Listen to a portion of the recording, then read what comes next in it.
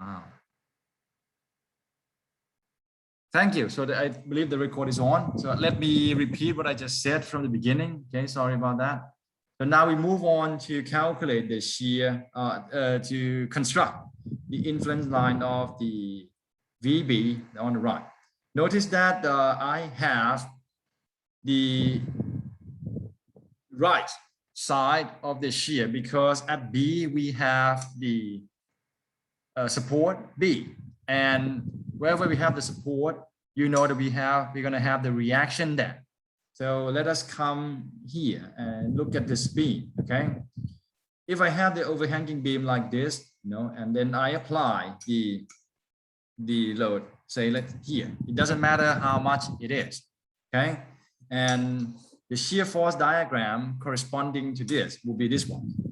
This is the shear force diagram. Okay, notice that the presence of the reaction at B, and the reaction itself is the concentrated load. Okay, and the concentrated load will present the sudden change of the load at that location. So as a result, we can tell from the shear force diagram that at the support, we will have two values of the shear, depending on where exactly you are at the support. Because at one location, now you have two values. Okay, so if you are slightly to the left of the support, this is your shear. If you are slightly to the right of the support, this, sorry, just the arrow is too long. This is your shear. Okay, if I am going to show more by drawing the free body diagram, hopefully you can see clearly. If I'm going to draw this, if I am slightly to the left,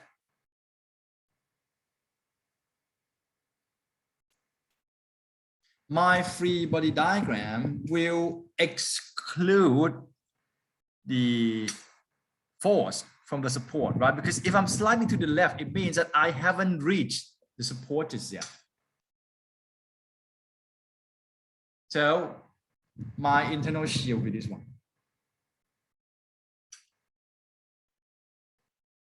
Now, if I move just slightly to the right, so now the support comes into view.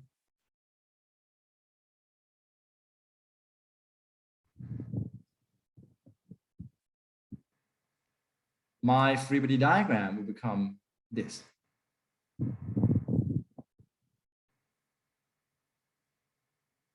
Oops.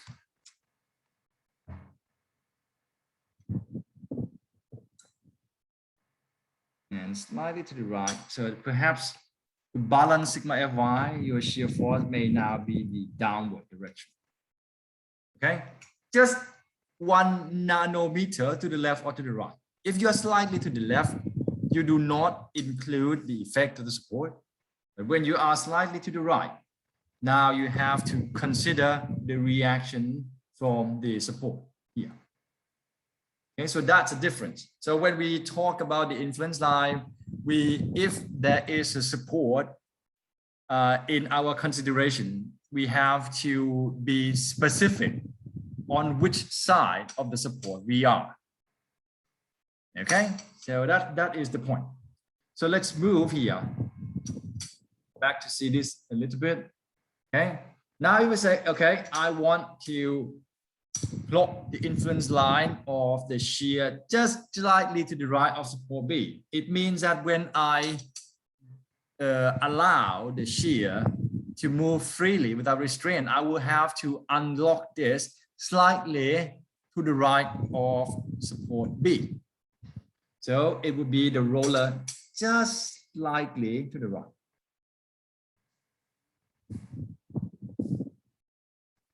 Okay. So that means this shear will go up. This one will come down, and this will affect in the upward shear on the portion BD. and then the downward shear just slightly to the right of point B. Are you still following, folks? Yes. Okay, good. So let us move back to the free space here. Okay. Now when I have unlocked this, okay, let's hope that you can see this is slightly to the right of the support B. Okay. Now to the right has to be the downward force, right? It's a bit more confusing if you can see this all together with that. So let me, oops, doesn't matter. Okay, let's move them to the new page. Okay, so if I allow the shear to go free, now this one on the left is free body diagram that looks like that. Okay, and the one on the right will be the upward. Okay, now I think to help you see the better picture, this comes from, you know, the positive shear like this. All right, this is positive, so that's why it's downward on the left, and then upward on the right. So now with the freedom to move like this one can come down, right? And with the seesaw effect, when the right side here comes down, the left side gets pushed up. So it becomes something that looks like this.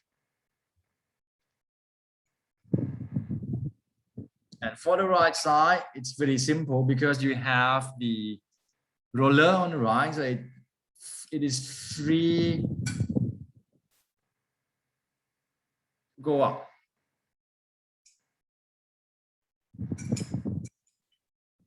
Okay.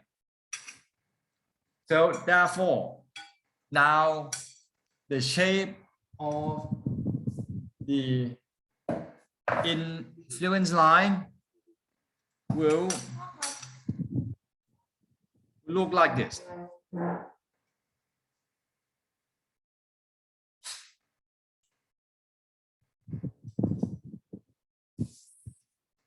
Okay, now what would look like? Okay, goes up like that and like that.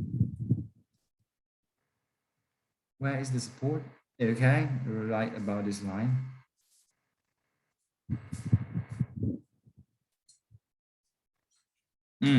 Forgot to stop, right? Okay, and then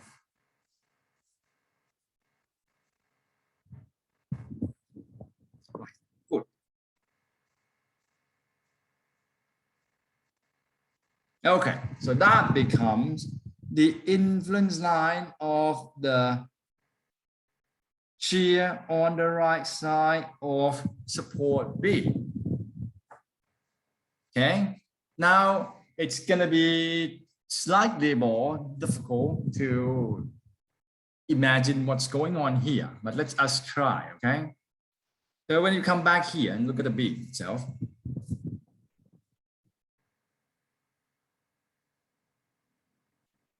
now when you have the unit load here, okay, surely you're gonna have reaction. And when you have the reaction here, the shear force here must exist, right? The shear force on the right side of support B must exist because you have the reaction there. But when your unit load approaches the support, see, when the unit load approaches the support, okay, the reaction becomes smaller and smaller and smaller, right? I should write down for you. When the unit load approaches the support, the reaction becomes smaller.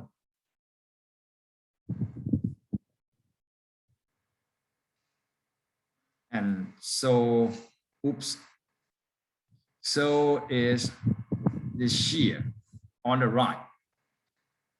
So that is why, you know, when we consider the shear on the right side of the support B, you know, when the unit load is moving towards the support, it becomes smaller and smaller and smaller until, guess what? Until the unit load stops here. Now the reaction of the support B takes everything. So there's no shear, right? The shear becomes 0. That's why the first portion looks like this. The shear is maximum when you have the unit load right there at the end of the free end. Sorry, yeah, the tip of the free end. Okay, so the shear on the right side of your support becomes maximum, and it gets smaller and smaller and smaller until it reaches 0. Okay, now when the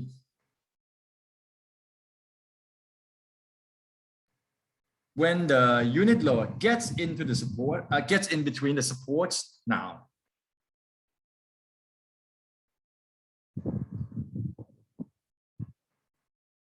Oh, I'm sorry, it's bad design. Should have the same beam.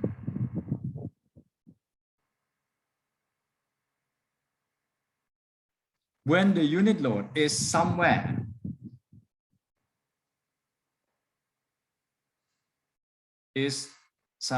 between the supports. First of all, the overhanging portion becomes irrelevant, right? You see, this portion doesn't have anything to do with the shear at the support, the shear to the right side of the support B at all. So now the shear to the right of this location will be just like the magnitude of the reaction itself, right? So I can just move this around. Oops.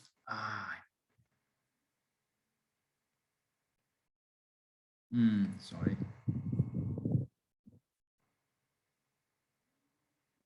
When it is slightly to the right, now the shear on the right side of this hinge will be exactly equal to the reaction, because we now have nothing more, nothing less than a simple beam as long as this unit load moves between these two supports. Okay? So 2, the beam now effectively becomes simple beam. And therefore, the shear on the right side of support B is basically equivalent to the RB itself. That looks like much like RB. Excuse me. When I get tired, my handwriting goes bad as well. Okay, so that's why we have this shape. You see? So in the end, that is why we have the influence line of the RB to the right looks like that. Looks menacing. Okay. Now we can use the ratio because here is the reaction basically. So that's 1. Okay, basically this is the same. You can notice that. This is basically the same thing. Okay, and now this is 1. You know, with the same similar triangle stuff. You know, this is 0.5. Okay, so is there any question regarding this? Teacher, can you explain again on the part that we unlock something and got roller on the right or support? Okay, I believe it is this portion, right? Oops, too big. Okay. Yes. And it's coming from here. Okay. So let us start here. Okay. Before this, I have the space left above. So now because we want the shape of the influence line at slightly to the right of the support B. So what we need to do is now we need to free the shear just to the right of the support B. Okay, remember that when we have the support from this picture, we know that because of the sudden change of the load at the support due to the reaction, we will always have two values of the shear at the support. So when we talk about that, we need to be mindful on which side we are talking about, because the shear at the support will have the value on the left here, and then we have the value on the right. So we are now focusing on the shear force on the right side of the support. Okay, now you can understand that we always have two values of the shear at the support, right? So why do we got the roller support roller on the right? I mean, yes, that's why we try to free the shear to the right of the support by adding the roller looking for the vertical movement. But it has to be on the right because we want to know the shear on the right side, not on the left. Okay, now it would not matter if you have a support like the point D here, because point D has one side, there is no continuity on the right. But a support like this one, you know, with the overhanging portion will present you with more trouble, because now the support has the continuity of the structure above it. And the support reaction is by nature a concentrated load. So that will cause the sudden change of the shear at the support. So when we want to know the shear at this kind of support, we must be precise on which side we are talking about.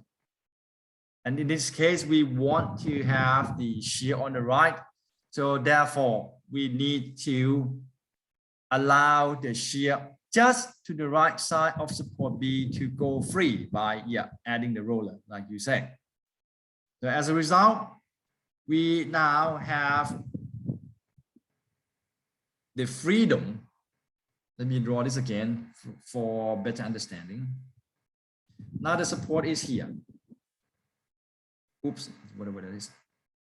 Okay, I just let the shear here go free by adding the roller to free the movement in vertical direction. Okay, and then to the right is like this. And the sign convention for the positive shear is like this. You can say, you know, this is not on the right, so it's, oops, that's a bad one. On the right, see, it's on the right is down, so that's down, so that's up.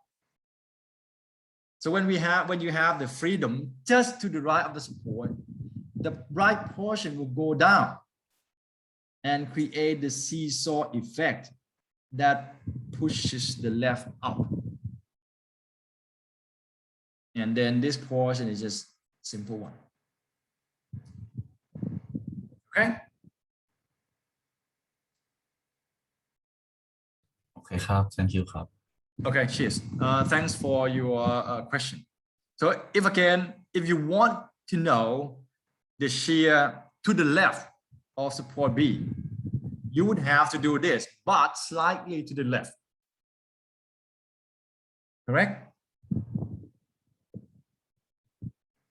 This is on the right. So we give the freedom to the movement just slightly to the right of the support. But again, if I want to have the influence line of the shear at B on the left side, I need to do this, but with the location just slightly to the left.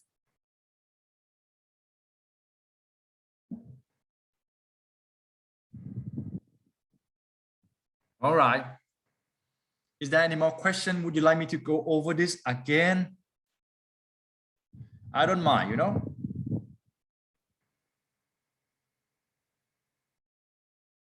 What I do mind is this uncomfortable silence.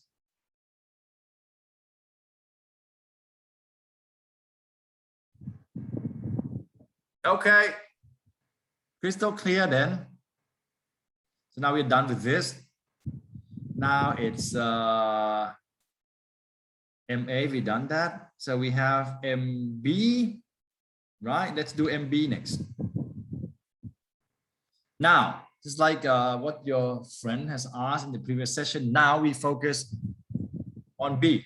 So I want B to move freely under moment. I'm just going to add the hinge at the support B, right? So now let us move back here.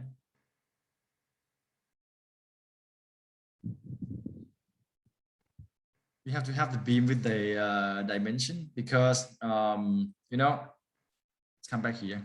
If I want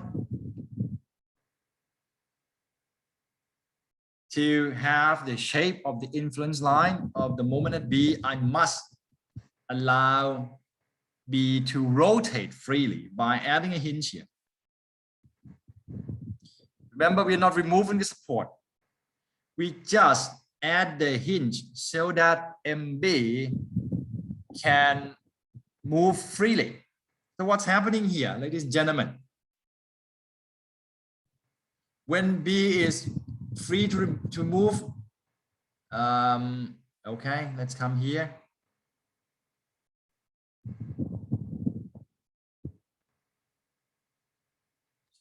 Please don't mind my support. I always forget which one is hinge, which one is roller. Okay, so when I add the hinge there, you know, the sign of the positive moment is like this. So it's like this. Okay, so now we have two portions. The left one with the hinge and then the support. And then the right one.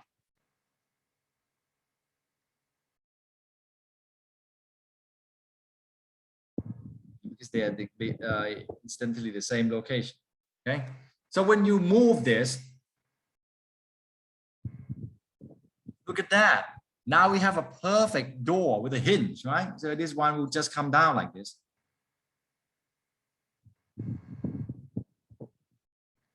But when we try to rotate this, it's like you're trying to open the door that has this support on both ends. So this one will not rotate. You see? So it stays the same. So that is why the influence line of the moment at B will be just this one.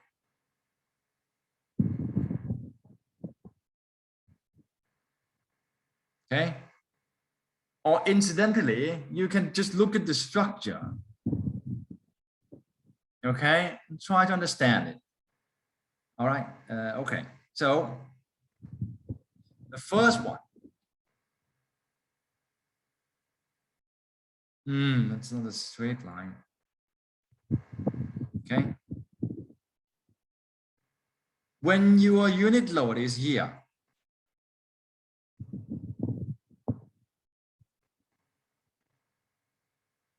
this will create negative moment.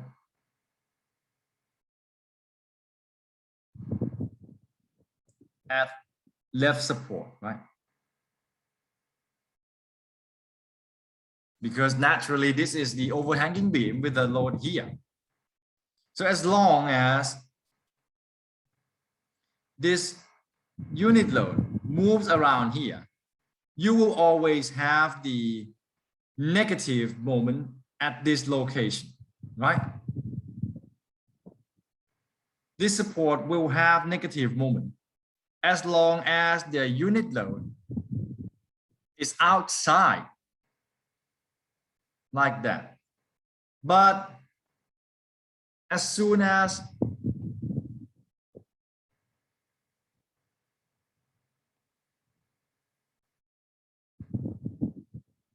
you have the unit load in here,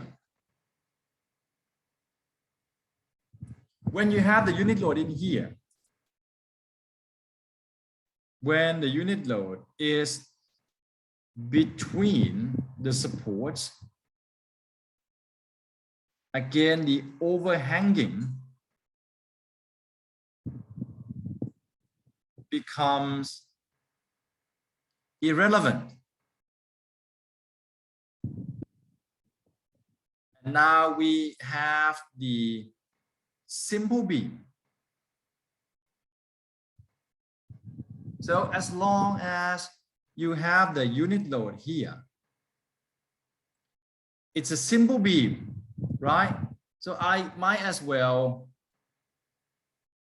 remove this portion. This portion that I just erased has only the impact only when there is unit load on it. Then you would have the negative moment here, right? But as soon as the unit load moves in between the two supports, you have just a simple beam. And when you have a simple beam, you can no longer have moment at the support, right? And the influence line just reflects that you will only have the value of the moment at support B only when your unit load is outside, it's around here.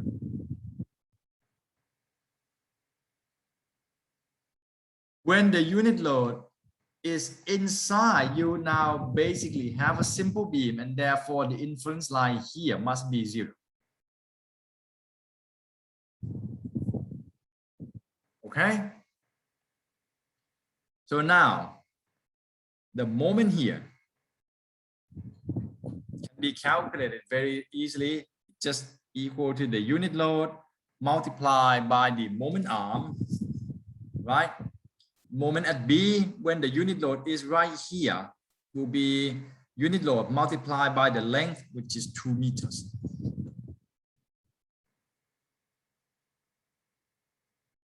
Minus 2. Okay, and this is unit load. So that's MB. All right. So is there any question? Because we now have MA, MB. So now VC and MC is just like the previous case. VC and MC, they're just like at midspan. So it's pretty much like the one that we did before, you know, with a simple beam, just with the tail. Okay. So let me try to finish this.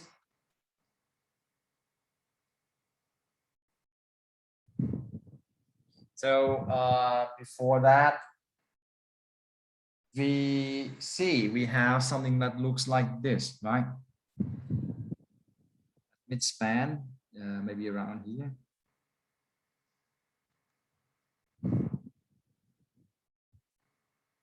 Oops.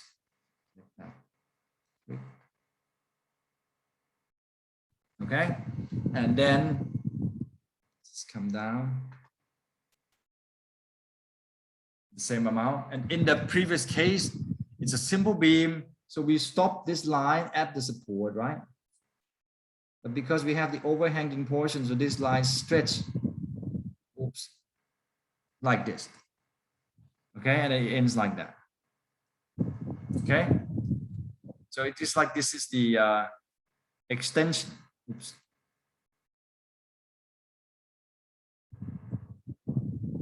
From the simple beam case. And because of the nature of the load, you know, the sudden change must be equal to 1 because we use the unit load. So that at point C, which is the sort of a mid-span of BD. So it's equal, BC and CD, they're both 2 meters. Because of that, you use this similar triangle and you know that this is 0.5, this is minus 0.5. And then because this is 2 meters, this is also 2 meters. If that's minus 0.5, then this becomes 0.5. Okay, and that is the influence line of VC. The last one, please bear with me a little bit. The last one is MC. Look straight. So again, it's going to be pretty similar to what we've done with the simple beam, but with the extension.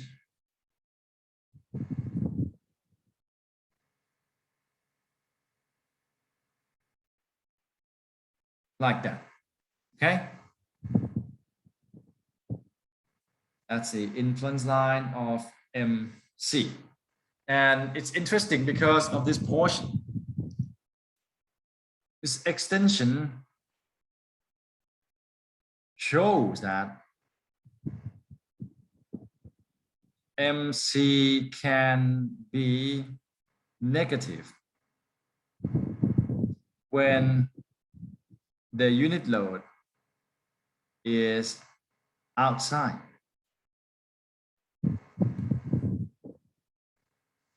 Okay, let me draw it quickly, because when you have the case like this,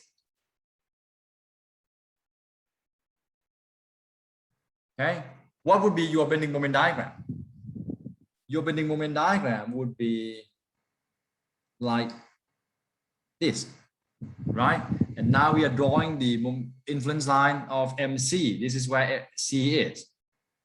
So you can see MC here can be negative. Okay, now the last thing that I need to do is to get this value. So again, this value comes from this beam, but the load is in the middle. So when the load is between the supports, again, the overhanging portion is irrelevant. You have that, okay? And this is 4 meters. The load is in the middle, so it's 2 meters each. So the M is, again, because it's in the middle, it's PL over 4. P is 1, L is 4, and 4 here. So it's, you know, it's 1, but it's just a coincidence. It's equal to 1. It's not equal to 1 because of the point load. It's equal to 1 because the moment, you know, after calculation is 1. But then that's it, ladies and gentlemen. Okay. Any question?